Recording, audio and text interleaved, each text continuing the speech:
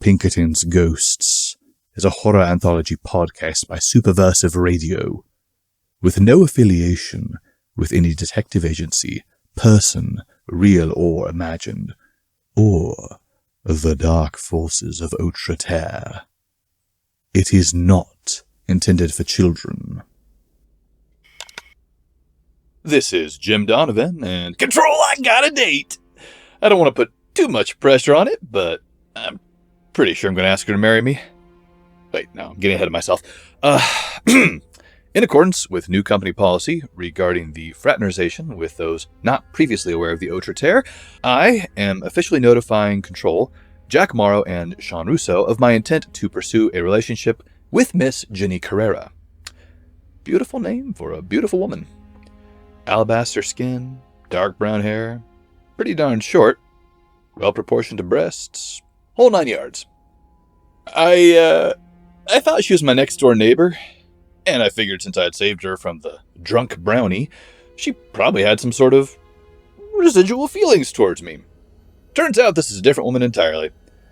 Liz, which was apparently the first girl's name, had moved out 3 months earlier, and I had never noticed. Don't judge me, Sean. You know people are exchangeable to me. It took me listening to 5 of your reports to even remember you were dating a person, much less her name. Thank God Jack is asexual. We never have to worry about him falling in love with someone. I'm kidding about him being asexual. I am terrified of the woman he would fall in love with. I'll be coordinating with Officer Ha to make sure someone aware of the Autre Terre is on hand for backup, just in case. Sean's excitement with Violet has keyed me into the necessity of not taking my own safety for granted when women are around. Keeping you guys in the loop. Sure this won't amount to anything, but I hope it will. Yeah! This is Jim Donavan. The time is 10 a.m., 1 week after my date with Jenny. I had taken her to this really neat multi-recreation fun center. 30 minutes of Jim Donavan on a date has been excised from this report. Those with the stomach may read it through the written report. Working at a casting agency, one that specifically works with television and print ads. There's even a legitimate business, and not a funnel to destroy beautiful women as fast as possible. She made consistent money, even if it wasn't excellent. Enough to afford her place in LA and put a bit away in savings. As I am a suspicious man, I decided I wanted to investigate where she was working. I'm not saying I suspected any direct interference from the Autre Terre, but frankly, there are certain people whom I've angered in that particular industry, and I wanted to make sure everything was copacetic. I have already established in past reports that several talent agencies and casting companies are run by vampires. They'd already taken my last serious girlfriend, Marie. Wasn't going to let the same thing happen to Jenny, even if I wasn't anywhere near as close to her as I had been to Marie. 2 days after the date, I texted Jenny, saying I was going to bring her lunch, since I was going to be in the area. I knew she liked Chipotle. This is why I know this relationship is destined to go places. And headed over. It's a nice little studio in Hollywood proper, just near enough to Sunset Boulevard to matter. I hate Hollywood. It is a run-down pit, overrun with the homeless and rats. And parking is impossible to find! Good morning, sir. Can I help you? Oh, yes, I said. Jenny had forgotten to tell me about the secretary. I'm here to bring Jennifer Carrera her lunch. Oh, DoorDash or Postmates? Boyfriend, actually.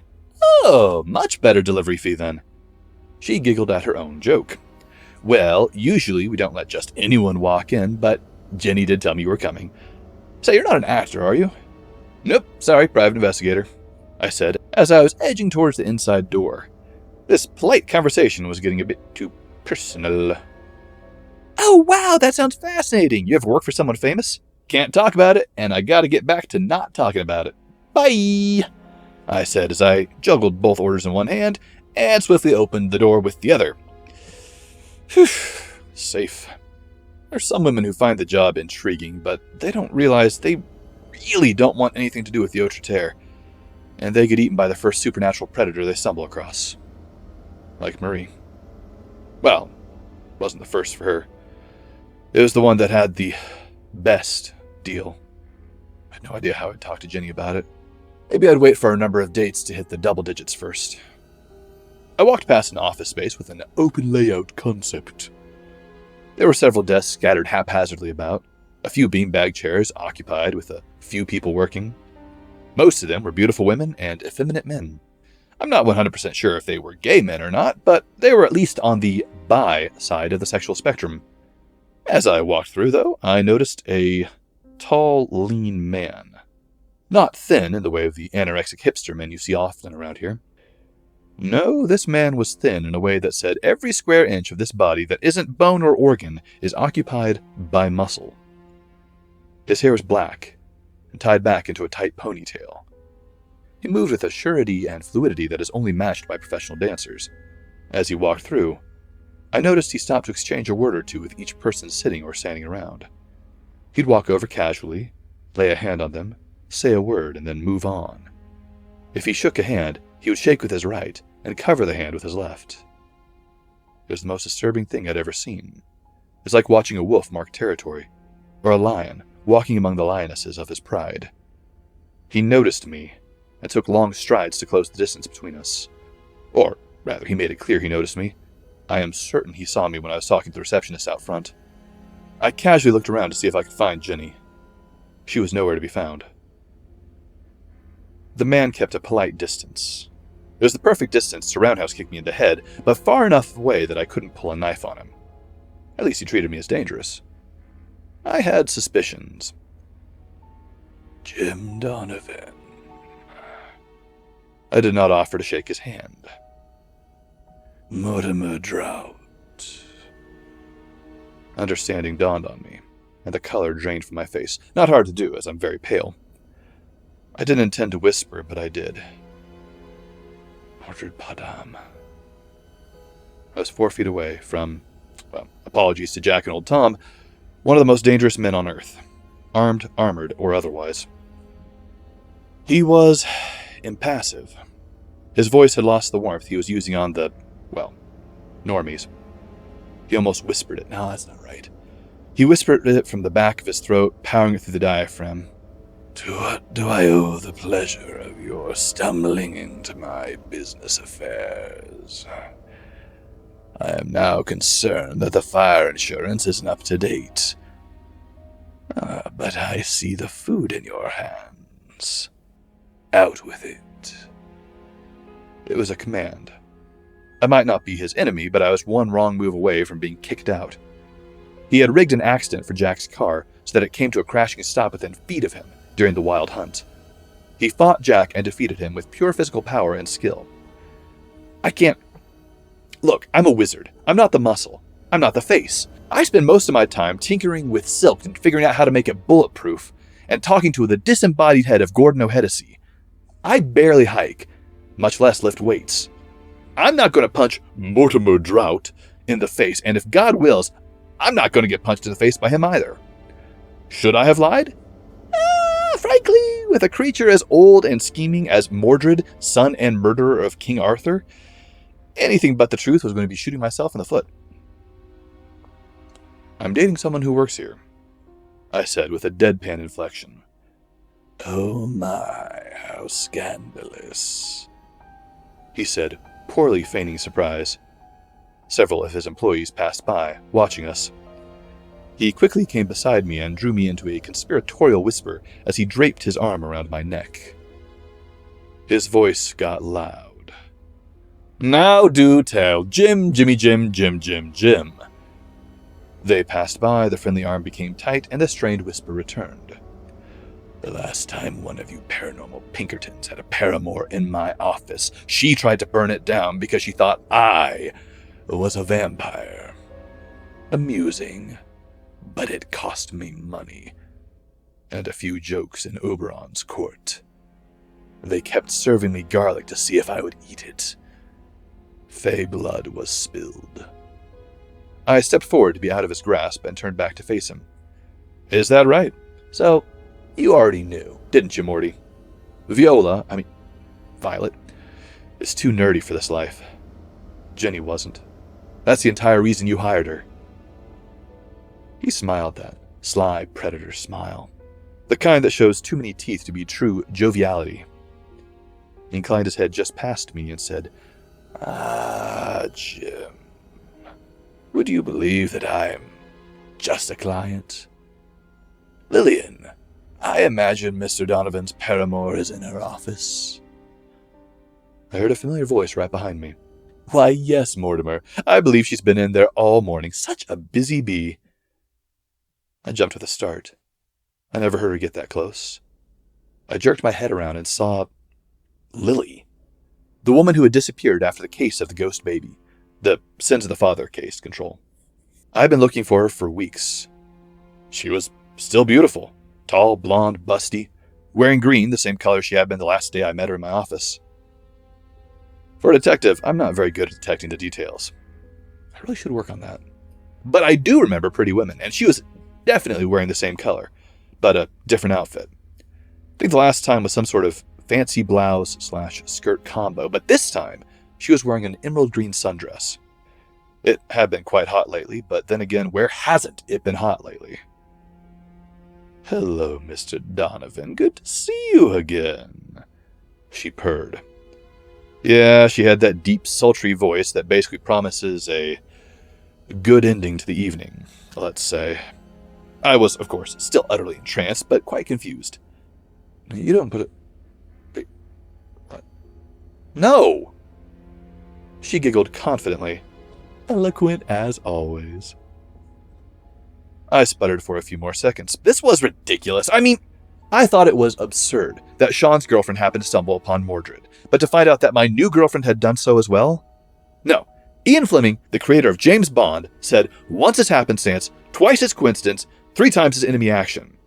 I wasn't even going to wait for that 3rd time. This was a planned attack. And to have the missing roommate of a former client standing in front of me, No! What about Annie? I said. She looked a bit dumbfounded and then smiled sarcastically. Anne and her husband are just fine. I had gone on a little business trip, well, business and pleasure, to Mexico for a few weeks. They forgot about it and apparently forgot to tell you about it. For a detective, Jim, you're really quite bad at what you do. Mordred had become more reserved. Most of the employees had trickled out, or were so engrossed in their work that they wouldn't notice anything short of vehicular homicide 5 feet in front of them. Despite his obsession with arson, Jack Morrow fights fair. Last I heard of you, you were stealing a ring from a woman and getting men killed via revenge.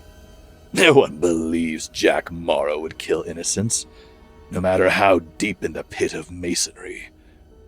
You, however, haven't cracked the case yet. The Black Mark Detective. I spun around and got close to Mordred. I used a trickle of the Verum Vicio to make my eyes glow as I spoke. Mordred, whatever thing he was, deserved the full show.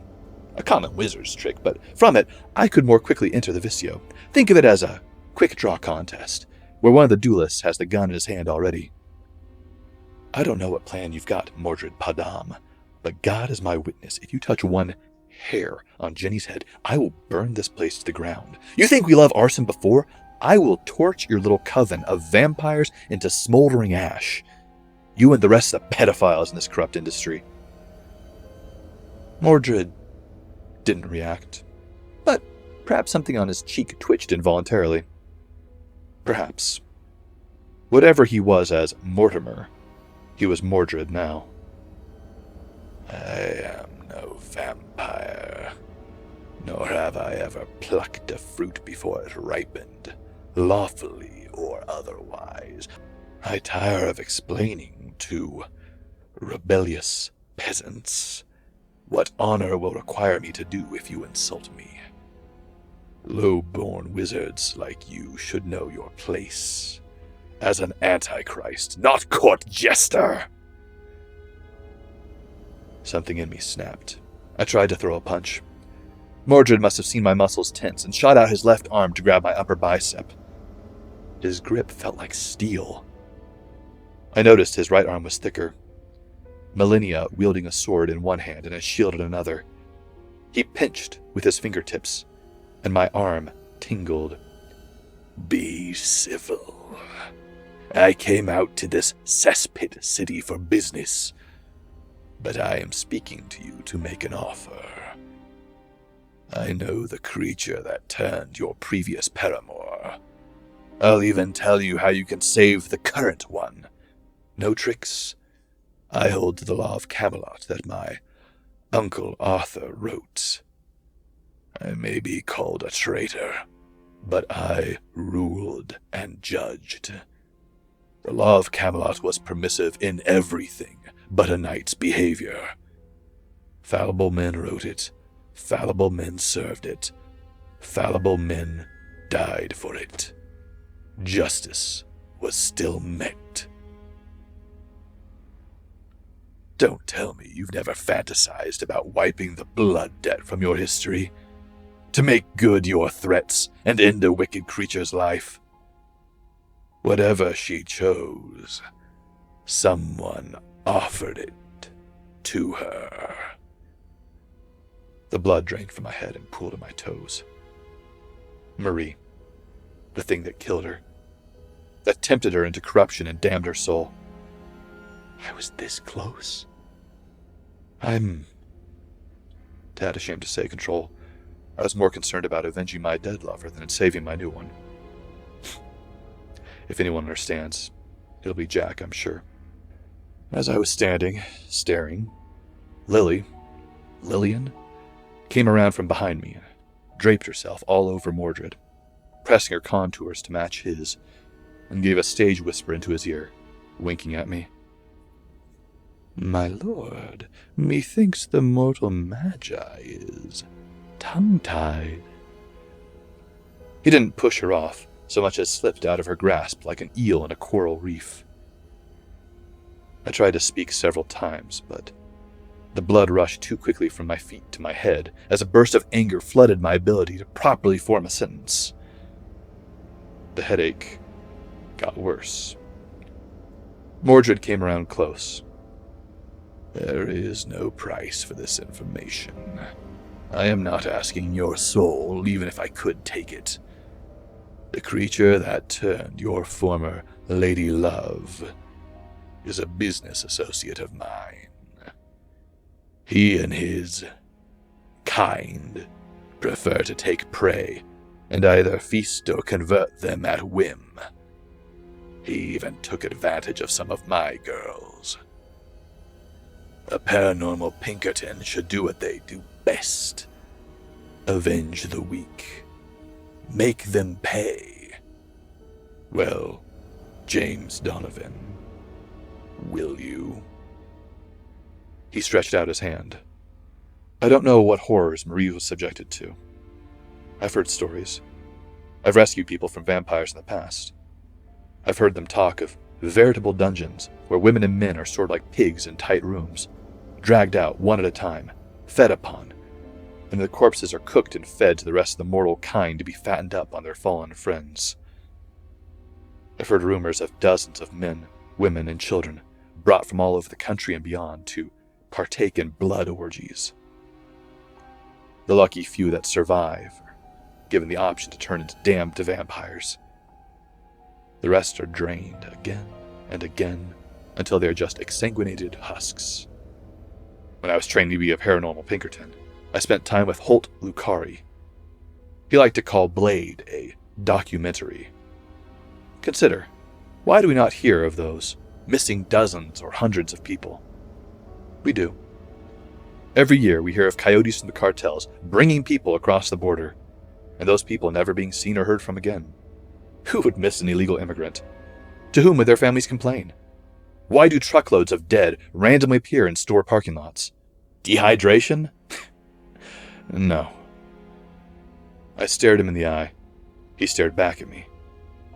I could feel the heat of Lily's gaze, but right now, she didn't matter. The fact that she knew who Mordred was would have to wait until later. I shook his hand. Inside it was a paper strip. I palmed it, and it was in my pocket a second later. I was about to say something defiant, insulting, and not a little bit stupid, when Jenny popped into the room with a cry of joy and quite possibly saved my life. "Oh, Jim! Esther buzzed me from the front desk and told me you were coming. I kept my gaze with Mordred as I stepped to the side and pivoted so that I could see Jenny coming up from behind me, while keeping Mordred and Lily in my periphery. Jenny stood on her tiptoes to give me a kiss as I handed her her bag of Chipotle. Chicken and guac, no carbs, right? 5-star reviews are always appreciated. Oh, wait. Ha! Smells great. Hey, Lily, is it cool if I take my lunch now? Of course, Jenny. Lily purred. I guess I should have expected Lily was the proprietor of this agency. I was just helping Mr. Donavan get acquainted with one of our clients. You never met Mortimer, did you? Mortimer sketched a courtly bow as he took Jenny's hand and kissed it. The pleasure is all mine. Oh? Jenny flustered. I hate Europeans and their stupid courtly manners. Damn it! And he learned it in Camelot, too. If he pulled out a lute and quoted poetry, I'd have lost my mind. Well, charmed, I guess. I shot a quick look to Lily. She smiled blankly at me and gave me a minuscule shake of her head. While there wasn't proof he wasn't using magic to charm Jenny, I'm pretty sure it was just that he was a handsome man with that annoying chivalry crap. Mordred righted himself and looked at me. Now he wasn't Mordred. He was Mortimer Drought. It was a pleasure meeting you, Mr. Donavan. I look forward to hearing from you again. In the modeling world, a good PI is worth their weight in gold. With this, he handed me a business card. Fancy, a la American Psycho, and he dipped his head farewell to Jenny and Lily as he left the building. Sorry, Control. This report is going longer than I expected, and I haven't even gotten to the actual good stuff yet. The confrontation with Marie's vampiric sire will have to be covered in my next report. I promise you, there's enough fire and blood to make Jack jealous. Till next time, this is Jim Donavan. Over and out. Pinkerton's Ghosts is a podcast distributed by Superversive Radio, licensed under an attribution non-commercial, share-alike international license. This episode was written by Ken Dickerson and performed by the same. Ben Wheeler edits, directs, produces, and herds cats. Ken Dickerson performs our audio editing. Visit us on Facebook, read articles on superversivesf.com, or listen to us on unauthorized Acast, iTunes, or Spotify. Contact us through Twitter at @PinkertonsGhost, email us at pinkertonsghosts@gmail.com, or send us noble messenger possums with messages strapped to their backs. Don't worry, they know how to find us. Thank you for listening, and good luck.